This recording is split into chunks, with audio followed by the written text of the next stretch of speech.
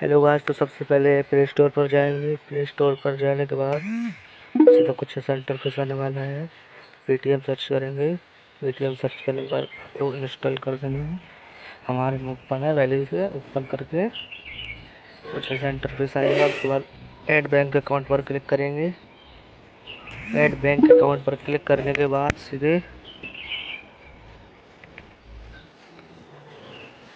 अपने bank account का कौन से अकाउंट में अपना खाता खुला है उसको इंटर करेंगे। हमारी अकाउंट है पोस्ट पेमेंट। उसके बाद कुछ ऐसा इंटरफेस आने वाला है। उसके बाद सीधे आपके कौन से सिम में है उसको फर्स्ट सेकंड सेलेक्ट करके sending SMS verify mobile number processing चल रही है।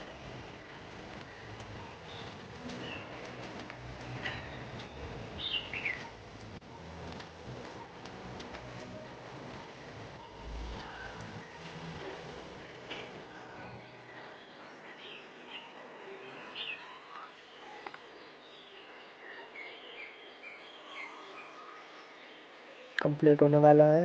एनुअल 2 सेंडर्स में अपने फ़ोन में रिचार्ज करवाएं। ये कह रहा है रिचार्ज करना, कोई SMS उपलब्ध नहीं है। रिचार्ज